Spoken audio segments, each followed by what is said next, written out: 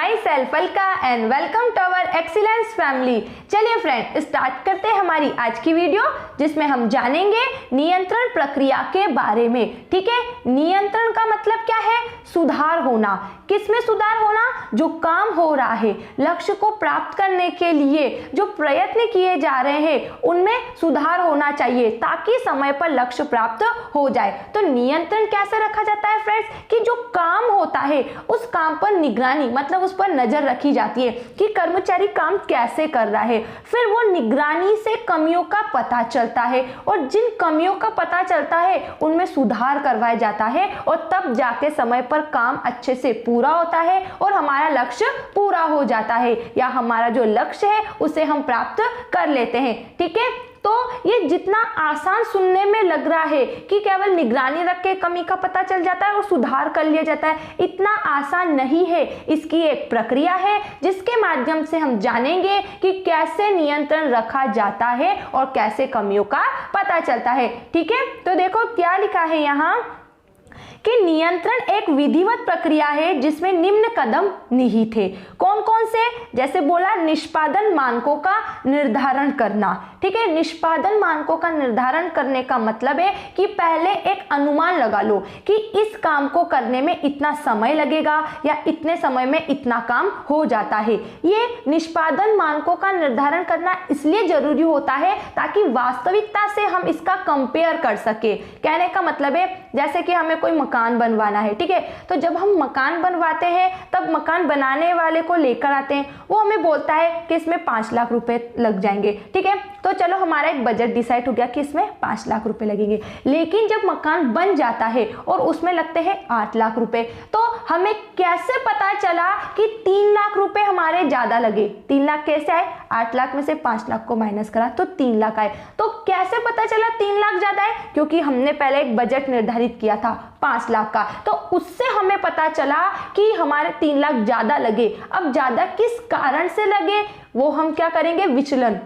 विचलन मतलब होता है कमी या उतार चढ़ाव। तो 3 लाख का हम देखेंगे किस कारण से ज्यादा लगे, है ना, फिर उस आधार पर हम सुधार करेंगे, ताकि नेक्स्ट टाइम जब हम कोई काम करवाएंगे तो उसमें हम ध्यान रखेंगे। नियंत्रण करने का मतलब क्या है? कि अगली बार जो काम करो तो उसमें सुधार हो, उसमें किसी प्रकार की गलती न रहे। तो पहला हमने जाना निष्पादन मानकों का निर्धारण करना, ताकि वास्तविकता से तुलना कर सके। फिर सेकंड है वास्तविक निष्पादन की माप। वास्तविक निष्पादन की माप का अर्थ है कि काम में हमने जो अनुमान लगाया था और वास्तविकता में जो काम हुआ है, तो हमारा अनुमान हमारी वास्तविकता के कितने नजदीक है। ठीक है, अगला है मानकों एवं वास्तविक निष्पादन की तुलना। उन दोनों की तुलना की जाती है, और तुलना करने पर विचलनों का विश्लेषण होता है, मतलब कि उनके बीच जो कमी वृद्धि आती है उसका पता चलता है और फिर उसमें सुधारात्मक कार्यवाही की जाती है। तो ऐसे नियंत्रण किया जाता है। ठीक है, अब इन सभी पॉइंट्स की डिटेल से हम इसे और भी अच्छे से समझने का प्रयास करेंगे। ठीक है, तो पहला हम समझते हैं निष्पादन मानकों का निर्धारण। इसमें देखो, नियंत्रण प्रक्रिया का सर्वप्रथम कार्य निष्पादन मानकों का निर्धारण करना है। मानक एक मानदंड है जिसके तहत वास्तविक निष्पादन की माप की जाती है। निष्पादन एक मापदंड है जिसके आधार पर ही तो वास्तविकता में जो कुछ घटित हुआ उसका हम अनुमान लगाएंगे। कि जैसे एग्जांपल देखो, जैसे 50 यूनिट, ठीक है, 50 यूनिट कितने समय में बन जाती है, कितने समय में इनका प्रोडक्शन हो जाता है? 2 आवर्स में। ठीक है, 2 आवर्स में। लेकिन ये तो हमने क्या किया? निष्पादन मानक का निर्धारण किया कि 50 यूनिट या 50 इकाइयां 2 घंटे में बन जाती है किसी भी वस्तु की। लेकिन अब वास्तविकता में क्या हुआ? 20 यूनिट बनी 2 आवर्स में, मतलब कि 50 की जगह 20 बनी। तो ये जो 30 का अंतर आया, ये किस कारण से आया? ठीक है, उसका पता लगाने के लिए हमें निष्पादन मानक का निर्धारण करना होता है। ठीक है, आगे देखो, अतः मानक मील के पत्थर की भांति होता है जिसे प्राप्त करने के लिए संगठन ललायित रहता है। अतः मानकों का निर्धारण करते समय प्रबंधक को चाहिए कि मानकों को संक्षिप्त परिमाणात्मक शब्दों में निर्धारित करे ताकि उनकी तुलना वास्तविक निष्पादन से आसानी से हो सके। पहला क्लियर समझ में आ गया? वास्तविक निष्पादन से हम तुलना कर सके हमारे अनुमान की, इसलिए निष्पादन मानक का निर्धारण किया जाता है। सेकंड, वास्तविक निष्पादन की माप। इसमें लिखा है जब एक बार निष्पादन मानकों का निर्धारण कर लिया जाता है तो अगला कदम वास्तविक निष्पादन की माप का होता है। निष्पादन की माप उद्देश्यपूर्ण तथा विश्वसनीय विधि से होनी चाहिए। निष्पादनों की माप की बहुत सी तकनीकियां हैं, जिसमें व्यक्तिगत देखरेख, मतलब व्यक्ति खुद स्वयं वहां उपस्थित होकर देखरेख कर सकता है, जिससे कर्मचारी के मन में भी यह भय रहता है कि हमारे काम पर निगरानी रखी जा रही है। नमूना जांच, निष्पादन रिपोर्ट आदि सम्मिलित है। नमूना मतलब सैंपल के रूप में, जांच मतलब कि चेक करके कि कर्मचारी किस सीमा तक पहुंचे हैं, कितने टाइमिंग उनको लग गया है, कितना टाइम और लगेगा वस्तु का प्रोडक्शन करने में। ठीक है, जहां तक संभव हो निष्पादन की माप उसी इकाई में हो जिसमें मानकों का निर्धारण हुआ है। इस तरह उनकी तुलना सहज हो गई। तो दोनों पॉइंट समझ में आ गए। निष्पादन मानक का अर्थ है कि हम कार्य की शुरुआत किस बजट को लेकर कर रहे हैं, और वास्तविकता कि हम जिस बजट को लेकर चले थे तो उस बजट के हम कितने नजदीक रहे हैं या उससे कितने दूर रहे हैं। फिर अगला देखो, यहां लिखा है फ्रेंड्स, वास्तविक निष्पादन की मानकों से तुलना करना। इस कार्यवाही में वास्तविक निष्पादन की तुलना निर्धारित मानकों से की जाती है ना। ऐसे तुलना में इच्छित तथा वास्तविक परिणामों में अंतर हो सकता है। मानकों का निर्धारण यदि परिमाणात्मक शब्दों में किया जाता है तो तुलना सरल होगी। परिमाणात्मक मतलब संख्यात्मक रूप में, सांख्यिकी रूप में, आंकड़ों में, संख्यात्मक रूप में। ठीक है, तो ये हमें बोल रहा है कि वास्तविक निष्पादन की मानकों से तुलना होती है थर्ड स्टेप पर, कि हमने सोचा था कि 50 इकाई बनाने में 2 घंटे लगेंगे, लेकिन 2 घंटे में 20 वस्तु का क्या हुआ, उत्पादन हुआ। 20 वस्तु की इकाइयां ही बनी है, किसी वस्तु की 20 इकाइयां बनी है। तो 30 का अंतर हमें वास्तविक निष्पादन और जो हम एक आंकड़ा लेके चलते हैं, एक अनुमान लेके चलते हैं, उन दोनों की तुलना करने पर पता चलता है। अगला है विचलन विश्लेषण। विश्लेषण मतलब होता है जांच पड़ताल, और विचलन मतलब होता है जो कमी वृद्धि जो भी हुई है वो। ठीक है, तो हर प्रकार के क्रियाकलापों में कार्य संपूर्ण होने में कुछ विचलनों का होना स्वाभाविक है। कौन सा भी कार्य हो, आप जो बजट लेकर चलते हो तो उसमें विचलन जरूर होता है। ऐसा तो नहीं होता है कि भाई 10 सोचा और 10 ही लगा, है ना। उससे ज्यादा भी हो सकता है, उससे कम भी हो सकता है। अतः यह आवश्यक है कि यह निश्चित किया जाए कि विचलनों का क्षेत्र अनुमानतः क्या होगा। वो बोल रहा है कि हर एक कार्य में उतार चढ़ाव तो होते रहते हैं, इसलिए आवश्यक है कि आप पहले से अनुमान लगा लो कि हम ये टारगेट लेके चल रहे हैं, और अगर किसी प्रकार की कमी वृद्धि भी आएगी तो इस सीमा तक हो सकती है। इसके साथ ही यह भी ध्यानपूर्वक देखा जाए कि विचलन के मुख्य क्षेत्र क्या है जिन पर कार्यवाही तुरंत की जानी है।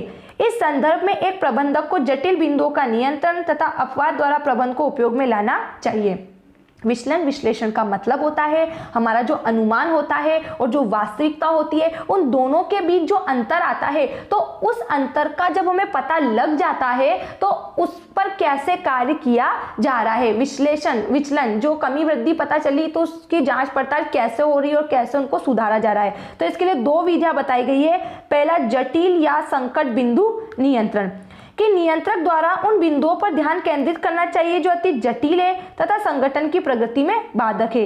यही मुख्य परिणाम क्षेत्र जटिल बिंदु कहलाता है। वो बोल रहा है जो विचलन आपको पता चला तो ज्यादा कमी वृद्धि किस बात को लेकर हुई है उस पर आप पहले वर्क करो, सभी को लेकर मत चलो, है ना। आ रहा है ना समझ में, कि जैसे आप हो, आपसे ऐसे अपेक्षा की जाती है कि भाई आपको 50 में से आपके 45 नंबर तो आ ही जाएंगे, लेकिन 45 नहीं आते, आपके उस जगह 25 से 26 नंबर ही आते हैं। तो इतने कम नंबर किस कारण से आए, सबसे पहले उस पॉइंट को देखना कि आपको समझ में नहीं आया, है ना। क्योंकि उसको देखा, फिर उसके बाद बाकी की बातों पर बात होगी कि आप क्वेश्चन का आंसर भूल गए थे, या आपकी राइटिंग की वजह से नंबर कटे हैं, या किस रीजन से कटे हैं। तो जटिल का मतलब है कि प्रबंधक को सबसे पहले उस बिंदु को देखना चाहिए जिससे उसका लेवल पूरा डाउन हो जाता है। ठीक है, फिर अगला, अपवाद द्वारा प्रबंध, इसमें क्या बता रहा है, अपवाद द्वारा प्रबंध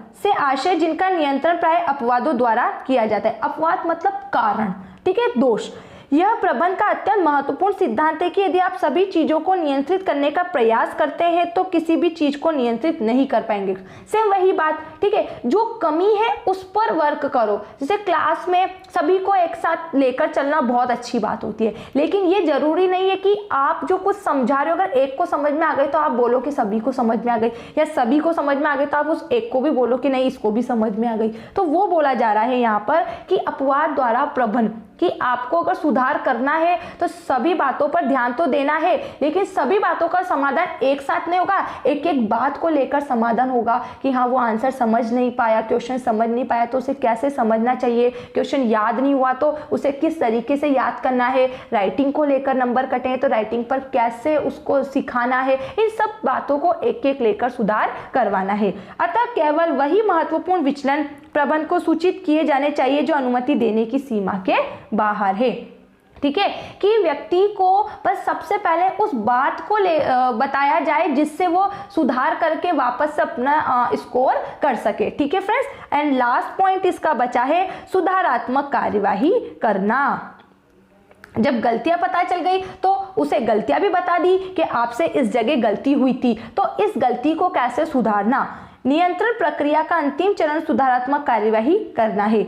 यदि विचलन अपनी निर्धारित सीमा के अंतर्गत है तो किसी सुधारात्मक कार्यवाही की आवश्यकता नहीं पड़ती।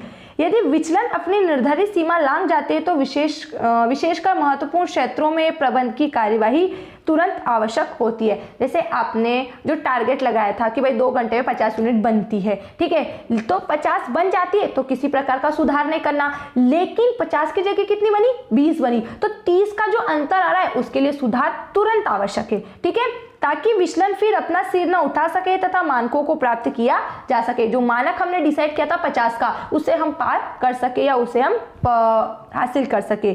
सुधारात्मक कार्यवाही में कर्मचारियों का प्रशिक्षण भी हो सकता है उस अवस्था में जबकि उत्पाद का लक्ष्य न प्राप्त हो पाता है। सुधारात्मक में वो उनको ट्रेनिंग प्रोवाइड भी कर सकते हैं, उन्हें किसी भी तरीके से वापस से लक्ष्य की ओर अभिप्रेरित करने का प्रयास कर सकते हैं। ठीक है फ्रेंड्स, तो हमने जाना नियंत्रण प्रक्रिया में कि सबसे पहले एक मानक निर्धारित किया जाता है, फिर वास्तविकता देखी जाती है कि हमने जो निर्धारित किया था और वास्तविकता तो ये रही, है ना, तो वह अंतर किस कारण से आया उसमें विचलन का पता चलता है। फिर सुधारात्मक कार्य होता है ना, कि जैसे अपेक्षा की गई थी 50 में से 45 नंबर तो लेकर आ जाएगा, ये मानक निर्धारित हो गया। ठीक है, फिर वास्तविकता क्या हुई, 50 में से 25 नंबर आया। ठीक है, तो तीसरे नंबर पे देखा कि भाई 45 में से 25 नंबर आया, तो ये जो अंतर आया तो वो किस कारण से आया, उस कारण का पता लगाया, फिर उस कारण को लेकर सुधार कराया गया। तो ये है नियंत्रण प्रक्रिया और ऐसे लक्ष्यों की प्राप्ति होती है नियंत्रण के माध्यम से। ठीक है फ्रेंड्स, अब अगर आपको किसी भी पॉइंट्स को लेकर कोई भी डाउट्स होता है तो डाउट्स को माइंड में नहीं रखना है, डाउट्स को लिखने के लिए कमेंट्स बॉक्स है। ठीक है friends, thanks for watching this video, bye bye.